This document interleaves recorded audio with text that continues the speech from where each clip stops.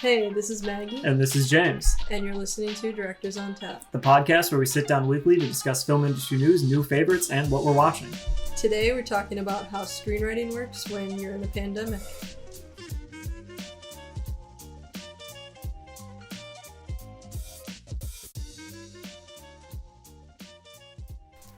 So we lied a little bit in the intro. First of all, because it wasn't weekly, because we forgot to record the past 2 weeks' episodes. That will hopefully not be happening again. And yeah, we've been pretty busy with school, so it's been kind of hard to keep on top of the podcast. Mm-hmm. And so this episode's also late, but that's okay. Hopefully you'll like it. We're taking things a little bit differently. Instead of discussing a new favorite or industry news or what we're watching, we're talking about what we've been making and how screenwriting has worked in pandemic times. Yeah, so we're going to be talking about how we came up with an idea for the series that we are currently working on. Yeah, which is called The Redacted, and it's a 6-part series. What strange story is the origin of this masterpiece? So about, was it almost 3 months ago now, actually. Yeah, it was in February, like mid-February. Yeah. We tried looking up like an old teacher and couldn't find anything. Nothing. And I had just said, like, it was weird because it's just like usually if you like Google anybody, it's like, okay, their Facebook comes up, their Instagram, like, I don't know, or at least LinkedIn, something. like LinkedIn or Yeah, something. There's something about them. And like, there's literally nothing on the teacher. So we were just like, that's weird. And then I, being, a filmmaker, was just like, this just seems like a movie. And then James was like, well, maybe we should make it one. And then we kind of laughed about it for a little bit, and then we were like, actually, like, that's seems like a good idea. So. Yeah.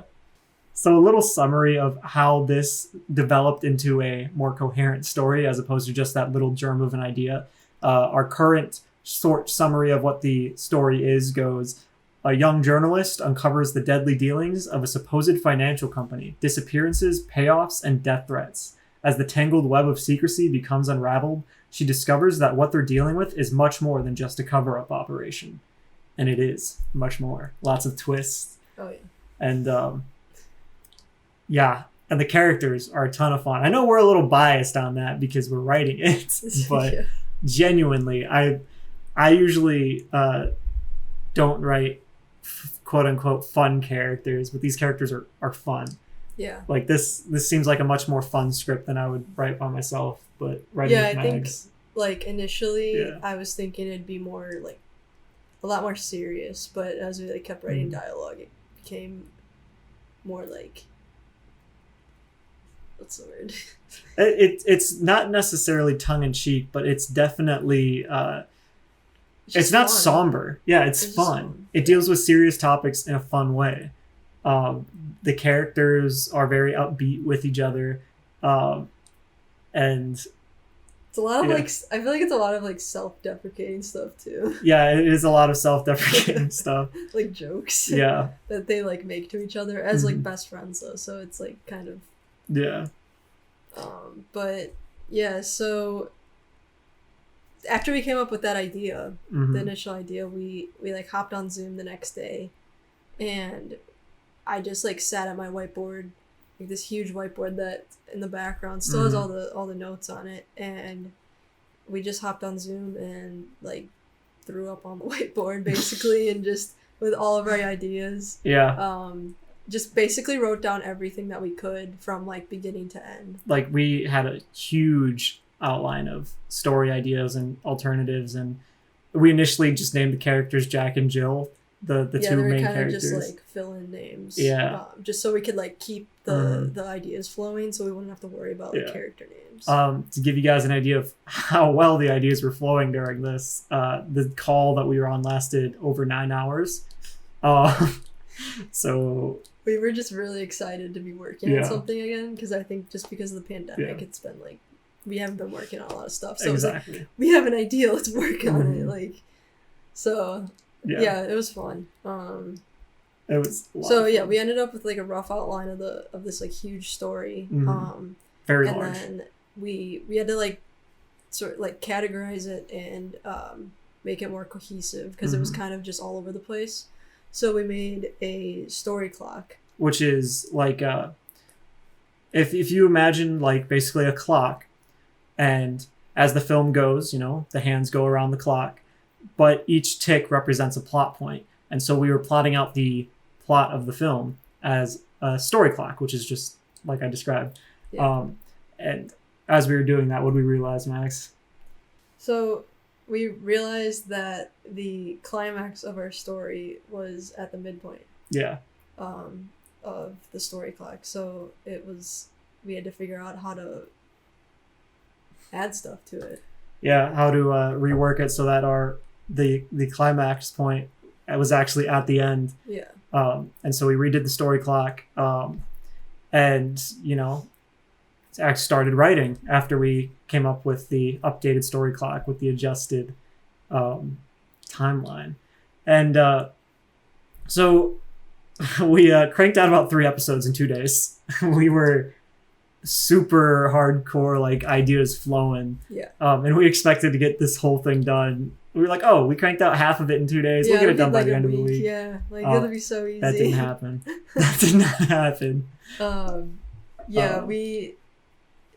We had done that over Zoom, and then we kind of just like realized as time went on, like how hard it was to communicate over Zoom, just because like obviously you're really expressive in person. So it's like, even when we're talking about like certain scenes where it's like, oh, like let's like block them this way, but which actually relates to like whatever the dialogue would be or the action lines.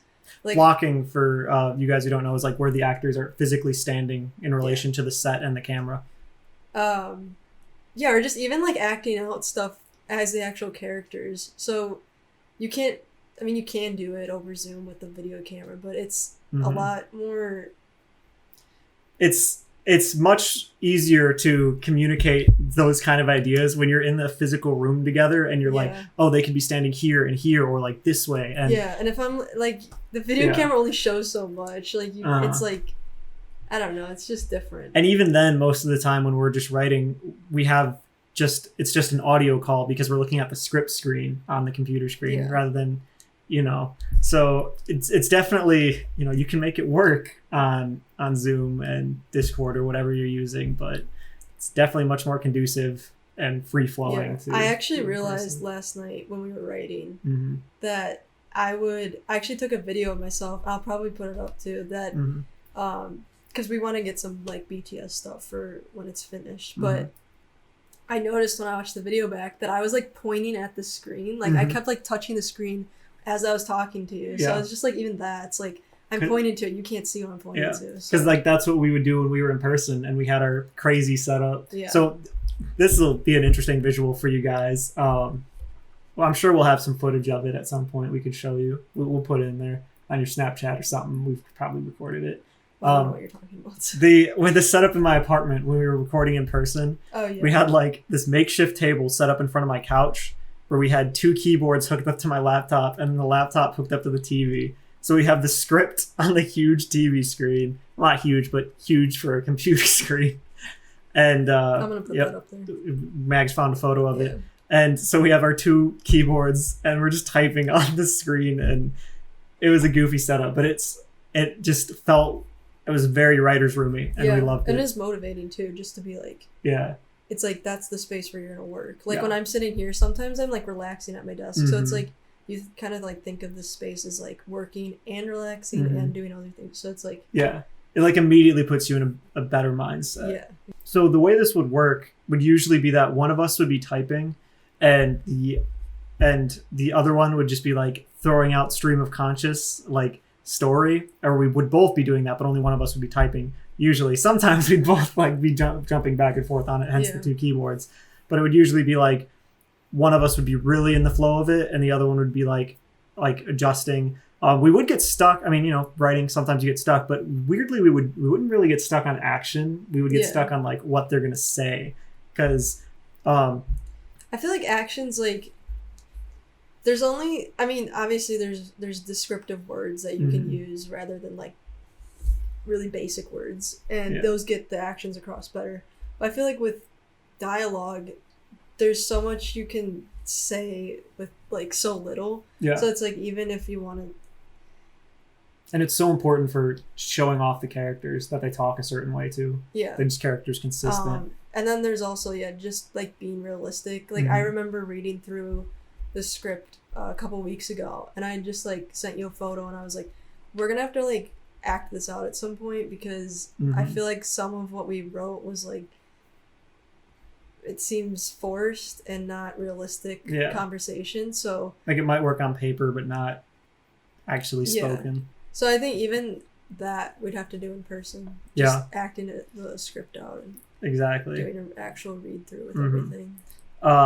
And speaking of the characters and the way they talk, by the time we got to episode 3, we started realizing that the two main characters were sort of just like exaggerated versions of ourselves. So that was interesting to uncover, and it kind of made it more fun to write, because then it sort of just became like, well, what would an exaggerated me say in this situation? I just remember like, well, first of all, it wasn't even intentional. Like no, we not just at like all. realized it after a while. And I remember being like, when we would be like writing dialogue, I'd be like, oh, that's like something you would say. And I remember like we kept saying that for like hours. We'd be like, well, that's something you would say. Well, that's something you would say. And then we were like, okay, well, these characters are basically us. Yeah. Oh man. Yeah. But, yeah. So and then like, so their dynamic is great. Yeah. So that was we got to 3 episodes about like a month or 2 months ago, and we kind of had like writer's block and like lost motivation to write. So we also just got pretty busy with other stuff we were as well. really busy. And a couple weeks ago we were just like, we tried to get back into it. I think we tried a couple times actually to get back into it, and we hadn't written anything in so long that it was just like, where do we even start? Because it's like when you've been writing every day, a lot of the dialogue and action like sticks in your head. You like know what the last thing you wrote was. At this point, I was just like, I don't even remember like the summaries of these episodes basically. Yeah. And so we were like, all right, well, we could like try location scouting or making a lookbook. And then we also like looked at potential like cast and crew. Yeah. Just to like keep the creativity going and like still working on other parts of the process. Yeah, usually all that stuff comes way after the script's finished, but we were like, look, we just need something to get the creative flow back. So yeah, this stuff, it's way too early to be doing it, but it's one, I mean, it's good to have, and 2, we were just excited to work on any part of it. So. Oh yeah. And yeah, it's always a challenge to stay focused and like just to keep yourself writing even when you're like, oh man, I just don't feel like writing, but you're like set out this time to do it. And one of the things we were discussing was that how there's like the extremes between like that writing flows with, where sometimes you're super in the zone and it's just flowing out of you. The words are all just coming out on the pages super easily. And then there's the days where writing is, to steal a phrase from Ryan Connolly, repeatedly banging your head against the wall until it stops hurting. Mags disagreed with that characterization a little bit, but I think she agrees generally with that sentiment. So we were talking about how it was like hard to keep the momentum going, and I just like thought of Aaron Sorkin, and he said in a video, it was some like video interview, that much of screenwriting isn't actually spent writing, and it's, I think one thing is like you have writer's block, but then also like if you're working with someone else, like you just like veer off into other conversations sometimes, especially when you're tired or I don't know, like sometimes we write at night, so we'll like have like a drink or something, Mm-hmm. and then we'll just get really tired and still trying to write at the same time. Mm-hmm. And James will just be like, we'll be on like a part of someone's dialogue, like it's Elizabeth's line, and we're like thinking, we're like, okay, what's her line gonna be? And James will just write some like nonsense dialogue that makes no sense. It'll be funny though. and then deletes it immediately, and I'm like, Yeah. no, James, focus. I can't, I'm tired. Exactly. Yeah. So it's those moments happen a lot. Just where we have a hard time concentrating, or it's like the ideas just aren't there. Yeah, but actually I think it's like helpful when we end up veering off completely, because then it allows us to sort of, our brains to relax for a minute and like then come back to it a little more refreshed then. And I also think a lot of our jokes have piggybacked off of stuff that you've said. Yes. Or that we were talking about that wouldn't have happened if we were just like the jokes that end up in the script. Yeah. So yeah, it's very much in a weird way, because the story, I guess even the story is technically a little personal because it's based off a true event. But I was gonna say it's almost like a personal script because of just how much of ourselves and conversations just bleed into it as it's being written. Yeah. And like we said, how we sort of realized about halfway through that the main characters are just exaggerations of us. So it's a weirdly personal script, I guess. Yeah. So at this point, I think last week we started writing again, from where we left off, which was like the third episode. Yeah, no, wait. So that was a couple weeks ago that we started writing again. We wrote the fourth episode, and then this week we have been working on the fifth episode. Yep, out of 6. So we're getting there. And then we'll have our first draft done, and then we're probably going to read it over and be like, so much has got to change. And then I'm actually thinking, so it's 6 episodes, 10 minutes each, so 60 pages. And I think we're actually going to end up being at like 80 maybe, or a little less than 80. Oh yeah. Some episodes are either going to have to be cut down or beefed up. Or the last episode might just end up going a little longer as a finale. Yeah. And we were last night I was going to sleep, and whenever I have ideas, like, it's happened so many times where so many ideas have been lost while I'm trying to go to sleep. It's just ridiculous. But I'll have ideas and I'll be like, I'll remember those in the morning. And then I wake up in the morning, there's nothing. There's a blank. And so last night I had a couple ideas for the script, and then I was like, I gotta do something. So then I Snapchatted James. Yeah. And then I also like wrote it down in my notes, what my ideas were. But it was goofy because like we were talking and then like ended the conversation. That was like, it was super late. And then we just, I think I was asleep by then. I got the snap and saw it the next morning of just like her idea. And it was like hours later, not hours, it was like an hour later after we had gone to bed. And I was just going to sleep, and then just an ideas like popped in my head, and I was like, I gotta write those down. Yeah. But yeah, I think you reminded me of that because you said beefing up the story. We have a lot of stuff to add. There's even the thing with Charlie. Yeah, because like as you write, some characters that you didn't expect to remain major players develop into even more major players than initially expected, or other characters that you expected to maybe pop up more often get kind of scaled back.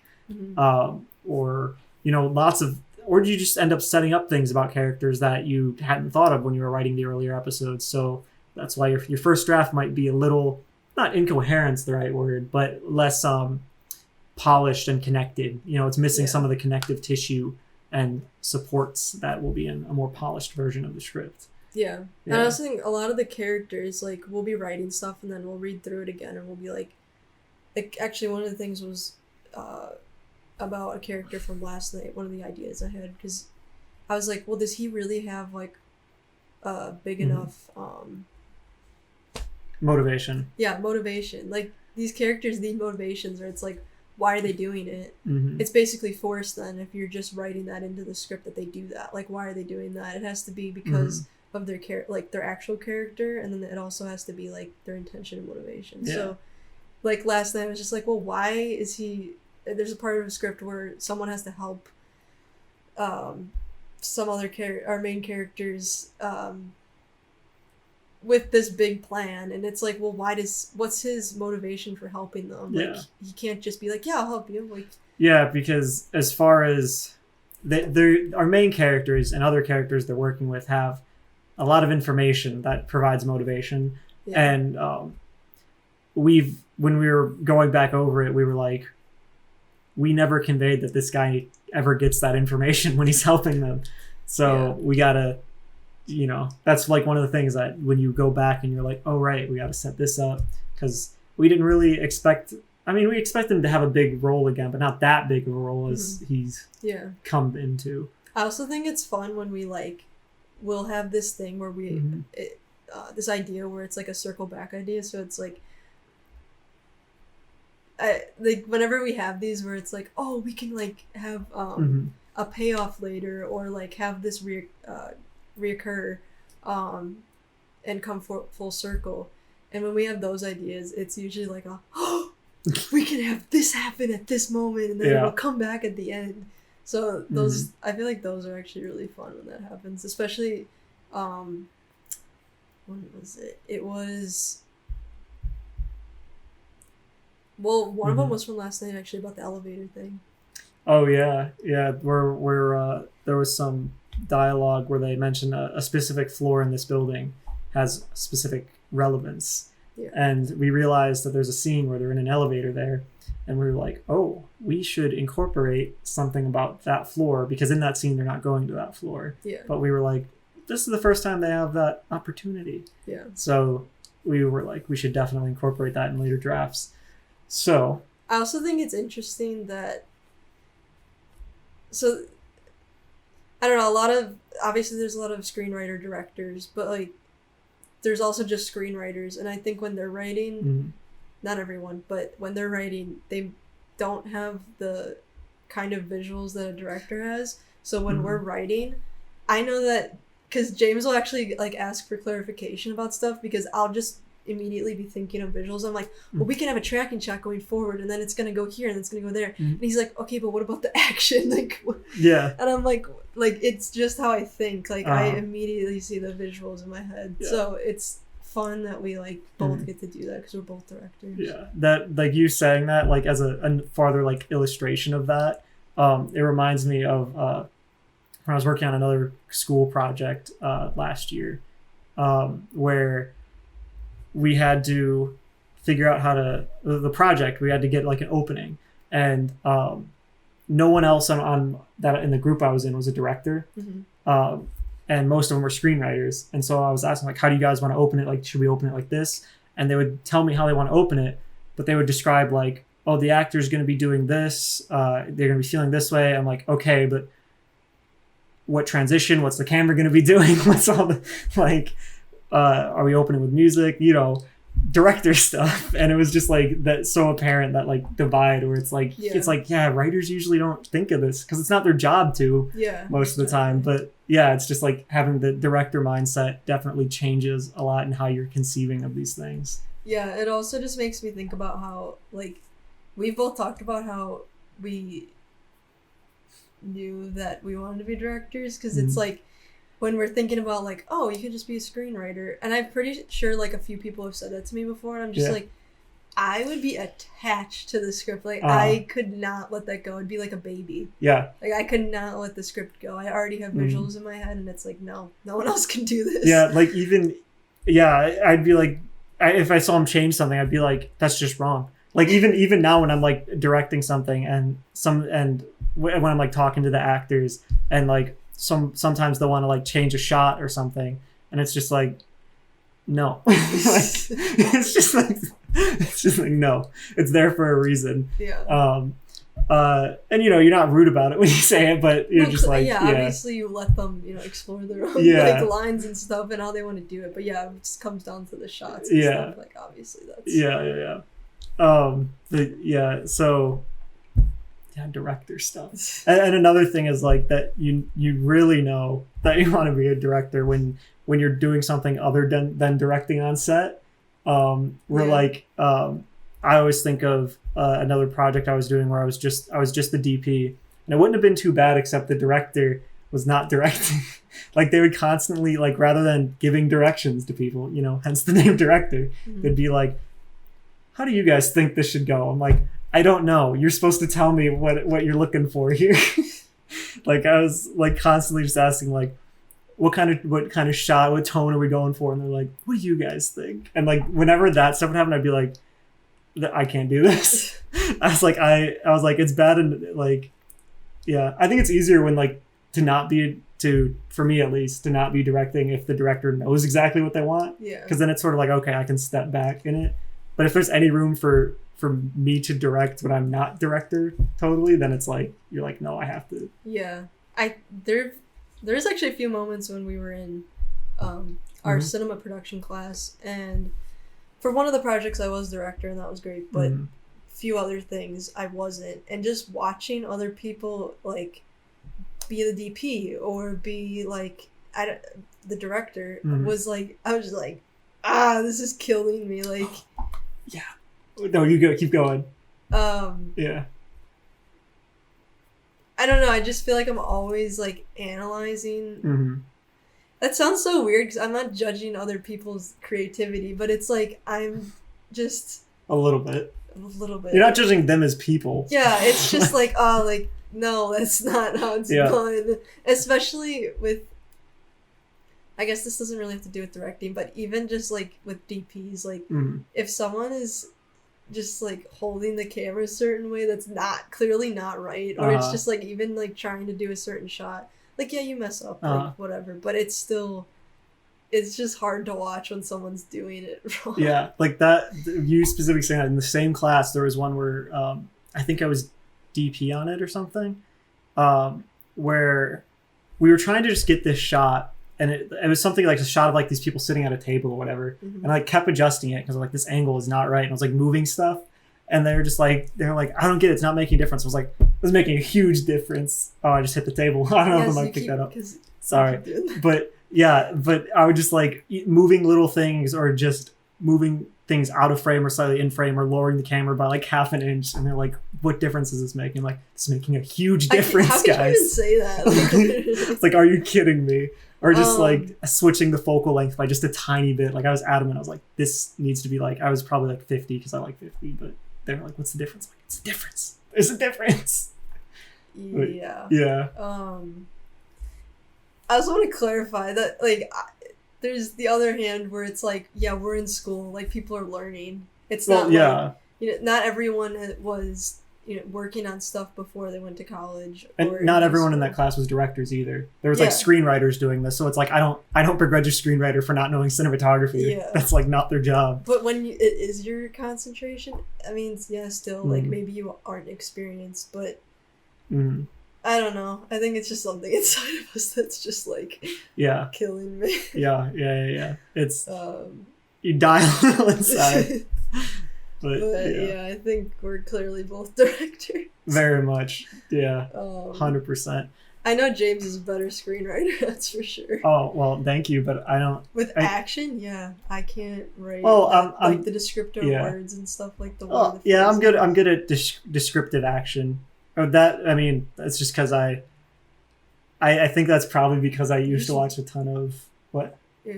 Oh, I think that's probably because I used to watch a ton of Hitchcock interviews with him talking specifically about screenwriting. And one of the things that he sort of would hammer into your head was, and you followed this rule, but it's something that until you're like, I don't know what's the way to put it, once you like consciously are thinking about it constantly, where he's like, you're not writing the story, you're not even writing what the characters are doing, you're writing what the audience is watching. Yeah. And just sort of exploring that as I write, I think has helped a ton. And then also I just I don't want that to sound like braggy, but my vocabulary is pretty good, so that helps sometimes too. Just like finding it's not braggy. Yeah, the vocabulary. Well, I don't know. I always feel like people are being pompous when they're like, "Oh, my vocabulary is I'll big." say it. Your vocabulary is good. But yeah, so that also helps is having a good vocabulary. Yeah. I think I have a hard time with like, I remember in my screenwriting classes too, like a couple of years ago, like I would be writing not the feelings of the characters, but it was like, you're not doing the bare minimum of like, this is what's happening. Like, you can't say how the characters are feeling. You can't say like, if the audience can't see it, don't put it in the script. Exactly. Like, even if you like, clearly we write with what's in our head, but like, even if like we already see the end of the story and like the beginning and the middle, so it's like, you can't write that stuff in, like, have that seep into the action. Exactly. So I have a hard time with that. It just takes practice. Yeah. But yeah, it's definitely wait, did we talk about how I was just saying like, this is generally, I think we mentioned it, just like, it's just writing this, even though it's fun to write, it's just so different from like the other scripts I've written. Just we talked about it. Yeah.